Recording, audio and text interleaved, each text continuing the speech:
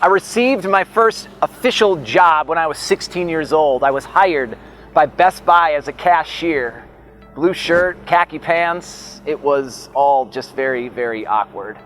And on a typical day, I would ring through, my register about 100 to 150 people. And it was during the holiday season where I remember this big biker dude walking up to my register.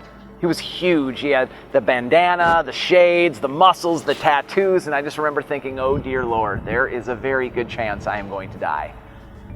I mean, I've read this script before in books. I've seen it in TVs and in movies. People who look like this, they inflict serious damage on everyone and everything around them. Be cool. I thought, be cool. Sir, did you find everything okay? And he just sort of stared at me for what seemed like hours. And my insides are twisting. I'm telling myself there is 100% chance that he is going to eat me right now. And he finally looks at me, he says, I did.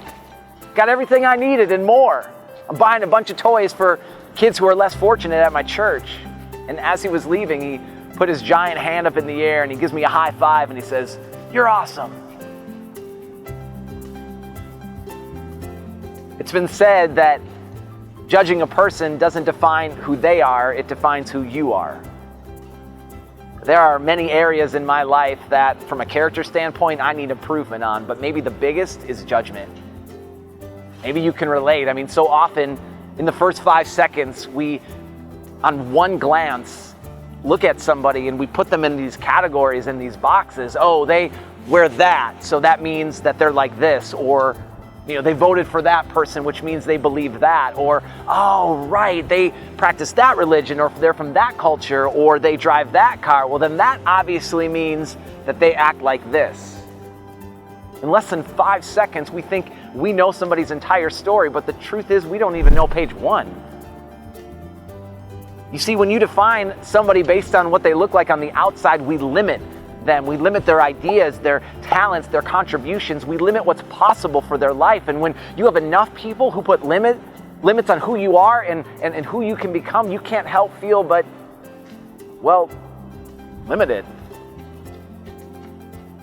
Many days in the summer, I'll take my kids to different parks around my house and I'll watch in amazement at how quickly they make connections with other kids. They laugh, they play within minutes, sometimes seconds, because instead of seeing all of their differences, they see commonalities. Instead of judging, they accept. Instead of leading with labels, kids lead with love. Listen, I don't know a lot about a lot, but I believe in the core of my heart that we are on this planet to move our world forward. And ironically, the best way for that to start is by forcing ourselves to stop. Stop judging.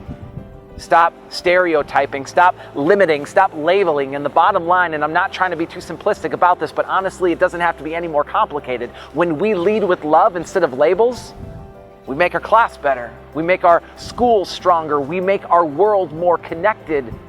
We help change limited to limitless. What if? What if instead of assuming, we ask? What if instead of hanging out with the 4 or 5 people that look like us and act like us and vote like us, we branch out? What if instead of using our hand to push people away, we raise it in the air, we give somebody a high five and say, you're awesome? What if instead of leading with labels, we led with love? Peace.